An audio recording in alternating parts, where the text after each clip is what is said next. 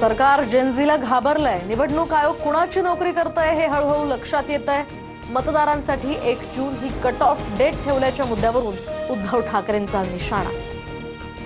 उद्धव ठाकरेंना फक्त हिंदू मराठी दुबार मतदार यादी दिसली। मुस्लिम मतदारांकडे डोळे झाक का, यादी दाखवत मंत्री आशिष शेलार यांचा सवाल। ठाकरेंना फक्त मराठी दुबार मतदार दिसले, पण 31 विधानसभा मतदारसंघांमध्ये 2,25,719 दुबार मुस्लिम मतदार।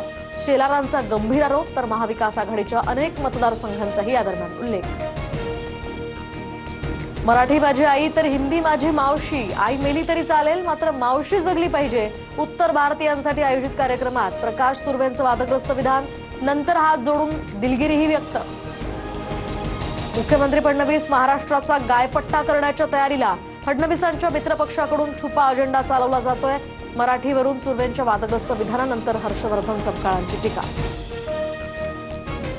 ॲडव्होकेट असीम सरोदेंची सनद 3 महिन्यांसाठी रद्द। राज्यपाल आणि विधानसभा अध्यक्षांबद्दलच्या विधानानंतर महाराष्ट्र आणि गोवा बार काउन्सिलची मोठी कारवाई। माझ्या विरोधात तक्रार करणाऱ्या भाजपच्या राजेश दाभोळकरवर अब्रू नुकसानीचा दावा ठोकणार। न्यायासाठी काम करणार। सनद रद्द केल्यानंतर असीम सरोदे भाऊक।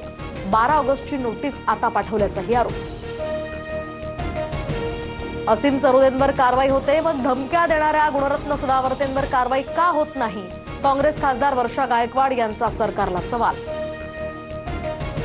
अजित पवारांच्या राष्ट्रवादीतील 2 महिला नेत्यांमध्ये संघर्ष। रुपाली चाकणकरांच्या राजीनाम्यांसाठी आता रुपाली ठोंबरे आक्रमक। महिला डॉक्टर आत्महत्या प्रकरणात पीडितेच्या चारित्र्याचं हनन केल्याचाही आरोप। माझ्यावर होणाऱ्या आरोपांवर 2 ते 3 दिवसात भूमिका मांडणार। महिला आयोगाच्या अध्यक्षा रुपाली चाकणकरांची TV9 मराठीला प्रतिक्रिया।